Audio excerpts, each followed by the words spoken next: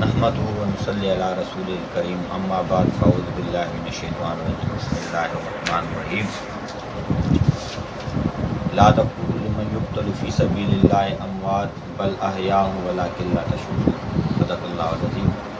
मेरे दोस्तों, मैंने पिछली क्लिप जो जंग ओहद के बारे में बनाई थी, उसके अंदर मैंने हज़रत मुसअब बिन उमैर जो पहले सिपाही सालार हुए जंग ओहद के अंदर और उसके शहीद होने के बाद फिर यके बाद दीगरे दूसरे भी सहाबी सिपाही सालार बने।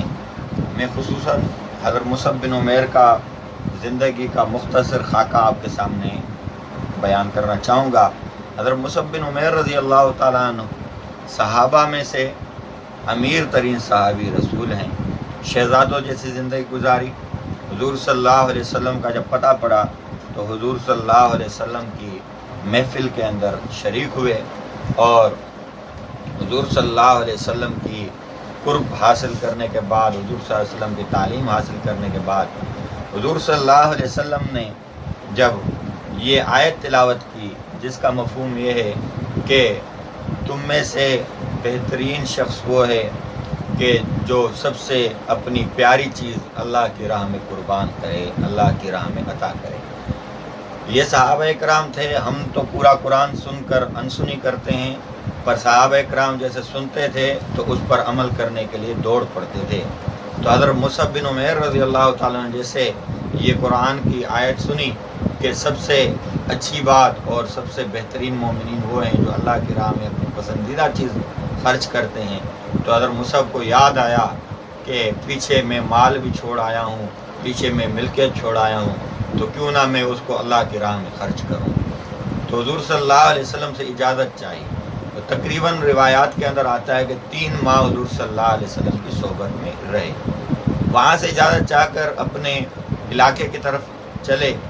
किताबों के अंदर आता है कि पैदल या किसी भी सवारी पर अगर चलते हैं तो तकरीबन 1.5 माह उनको अपने इलाके तक पहुँचने में लग जाता है। हज़रत मुसअब बिन उमैर वहाँ से चलते चलते अपने इलाके पहुँचे और तकरीबन 3 माह वो और 1.5 माह दूसरा, यानी 4.5 माह से 5 माह लग गए थे और इतने अरसे से वो बाहर थे अपने घर से। तो ये एक फितरी अमल है, जब बंदा घर से बाहर होता है और घर आता है तो घर वालों को बड़ी खुशी होती है और बंदा भी चाहता है कि मैं घर वालों से मिलूं। और अगर हो शादीशुदा तो उसके लिए तो और भी बड़ी आजमाइश है कि वो सबसे पहले अपने बच्चों के साथ मिलने की ख्वाहिश करता है। पर कुर्बान जाऊँ हज़रत मुसअब बिन उमैर रज़ी अल्लाह ताला अन्हु को कि वो अपनी जगह पे वो मामलात, वो ख्यालात और वो जज्बात पर हुज़ूर सल्लल्लाहु अलैहि वसल्लम ने जो फरमान अल्लाह का सुनाया था, सबसे पहले उस पर अमल करने के लिए उनकी चाहत थी कि मैं पहले अमल ये करूँ। जैसे वो आए, दरवाज़ा खोला तो सबसे पहले उसको अपने भाई मिले वहाँ दरवाज़े पे मिलने के बाद भाई ने कहा कि कहाँ गए थे। उन्होंने कहा कि मैं जो है मोहम्मद सल्लल्लाहु अलैहि वसल्लम की खिदमत में हाज़िर हुआ था और मैंने उनका कलमा पढ़ा है। ये जैसे उन्होंने सुना तो उन्होंने कहा कि साबी हो गया है। वो साबी इसको कहते थे कि जो अपने दीन से फिर जाता है, उसको साबी कहते थे अरब वाले। और ये अपने दीन को छोड़कर, मज़हब को छोड़कर हुज़ूर सल्लल्लाहु अलैहि वसल्लम के दीन को उन्होंने अपना लिया, उन्होंने कहा साबी हो गए। तो उन्होंने कहा कि भले आप जो भी कहें, पर मैंने हुज़ूर सल्लल्लाहु अलैहि वसल्लम की ग़ुलामी को इख्तियार कर लिया है। बिलाखिर उन्होंने कहा कि तुम यहाँ से जब गए हो तो हमारे वालिद ने हमारे लिए जो मिल्कियत में बकरियाँ छोड़ी थी वो तकरीबन 300 बकरियाँ छोड़ी थी। वो 300 बकरियाँ, 2 भाई हैं हम, 150 आपकी है, 150 मेरी हैं। तो हम उन 300 बकरियों को सारी की सारी 300 बकरियाँ मैं तुम्हें देता हूँ। मुसअब बिन उमैर रज़ी अल्लाह ताला अन्हु को ये उन्होंने एक पेशकश की, पर तू दोबारा अपने दीन पर वापस आ जा। अगर मुसअब बिन उमैर रज़ी अल्लाह ताला अन्हु के ईमान 3 महीने हुज़ूर सल्लल्लाहु अलैहि वसल्लम की सोहबत में गुजारे हैं, पर आज के तमाम जिनको 100 साल से भी ज़्यादा उम्र मिल जाए उससे भी ज़्यादा बढ़कर उनका ईमान है सहाबा कराम का। उस 3 महीनों का असर यह था कि उन्होंने कहा कि ज़रूर जो मेरी बकरियां हैं उन बकरियों ने बच्चे भी दिए होंगे, 2-2 तो दिए होंगे। 2-2 के हिसाब से 900 बकरियां बनती हैं, 600 बच्चे, 300 बकरियां।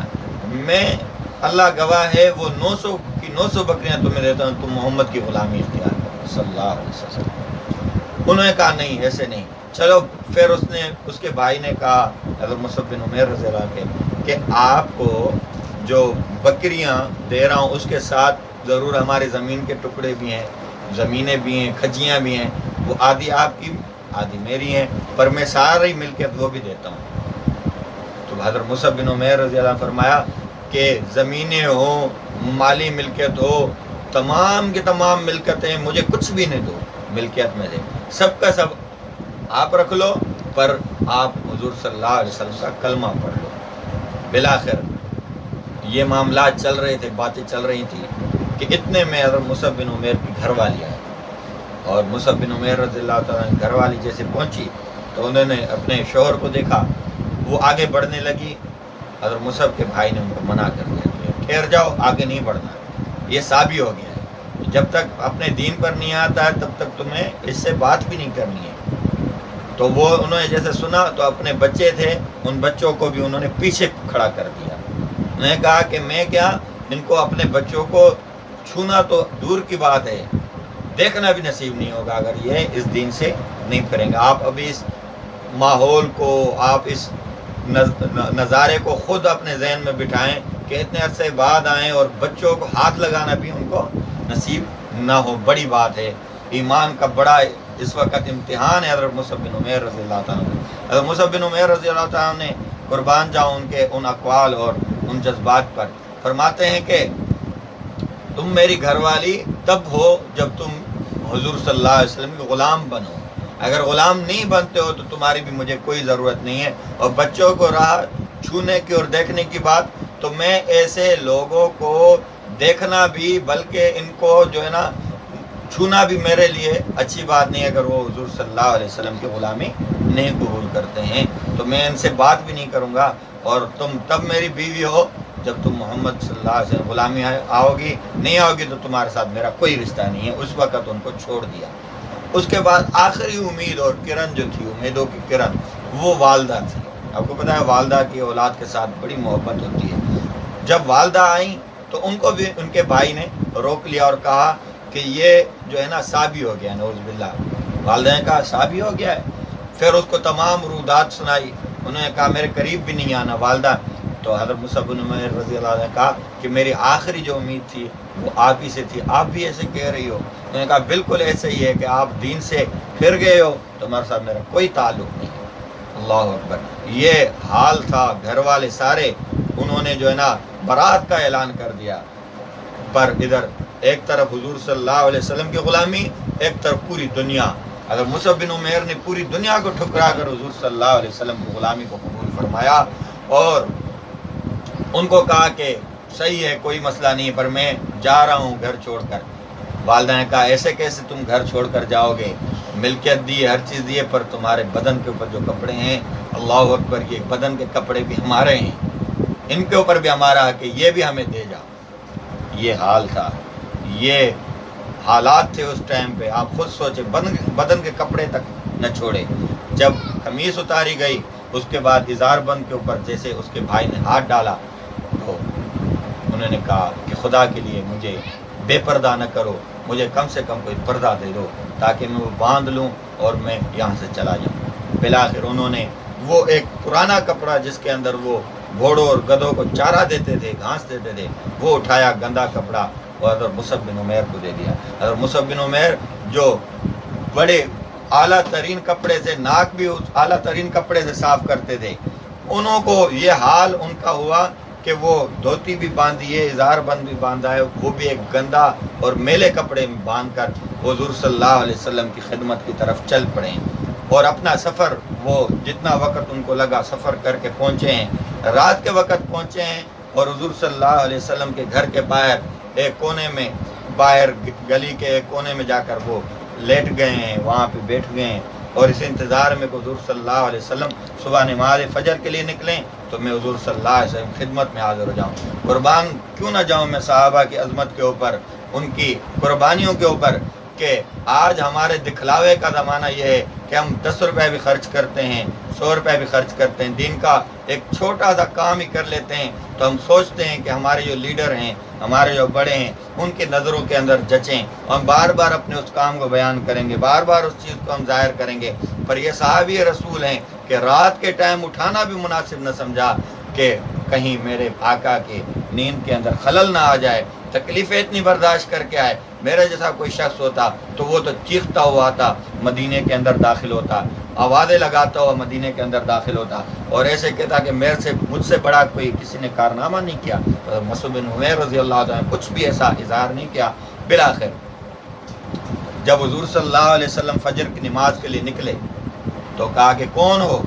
دیکھا کہ کونے میں کوئی چیز پڑی ہے، کہا کون ہو؟ تو نے کہا کہ آقا میں آپ کا غلام، آپ کا قمی، آپ کا نوکر مصعب بن عمیر ہوں۔ دیکھیں اگر میں ہوتا میں کہتا، میں تو چیختا نا، میں ایسے ہی ساری دنیا قربان کرنے والا دین کے اوپر مصعب بن عمیر ہوں، فلاں ہوں، میں فلاں ہوں۔ تو کہا نہیں، میں غلام آپ کا مصعب بن عمیر ہوں۔ بالآخر جب حضور صلی اللہ علیہ وسلم نے ان کو دیکھا تو ان کے حالات بہت ہی عجیب و غریب ہو گئے تھے، بہت ہی خستہ حال۔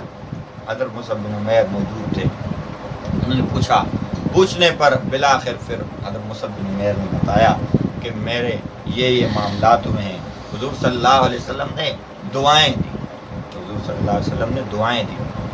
بالآخر وقت گزرتا رہا، وقت کے ساتھ گزرتے اور ایک وقت آیا جس وقت کے اندر حضرت مصعب بن عمیر شہید ہوتے ہیں۔ تو اس ٹائم میں، شہادت کے ٹائم میں، غربت مسلمانوں کی یہ تھی۔ آج تو بڑے بڑے کپڑے پہن کر اور عالی شان کپڑے پہن کر بھی ہم نماز نہیں پڑھتے ہیں، اور مصعب بن عمیر کے یہ حالات تھے کہ وہ ایک کھڈے کے اندر بیٹھ جاتے تھے اور اپنی وہی کپڑا جو وہاں سے ایک پرانا کپڑا ملا تھا اس کو دھو کر سکھانے کے لیے رکھ دیتے تھے اور ایک کھڈے میں بیٹھ جاتے، جب تک وہ سوکھتا تھا پھر نکل کے اس کو باندھ کر اور نماز کے لیے چل پڑتے تھے۔ بالآخر جب شہید ہوئے ہیں، اللہ اکبر، اتنی غربت! اسلام تکلیفوں کا نام ہے، اسلام کے اندر قربانیاں ہیں۔ اگر مصعب بن عمیر رضی اللہ عنہ جب شہید ہوتے ہیں، اور عظمت کتنی بنی اگر مصعب بن عمیر، آخری الفاظ، عظمت اتنی بنی اگر مصعب بن عمیر کی کہ سب کو، کس کو ان کی والدہ ڈھونڈ رہی ہے، کن کو ان کا بھائی ڈھونڈ رہا ہے، کن کو ان کا چاچو ڈھونڈ رہا ہے، کوئی رشتہ دار اپنے رشتہ دار کو ڈھونڈ رہا ہے۔ اگر مصعب بن عمیر کو کوئی ڈھونڈنے والے ہیں تو حضور صلی اللہ علیہ وسلم۔ حضور صلی اللہ علیہ وسلم نے فرمایا کہ سب کے جو وارث ہیں فلاں فلاں ہیں، میں مصعب بن عمیر کا وارث ہوں، میں ان کے ورثاء میں سے ہوں، میں ان کا وارث ہوں۔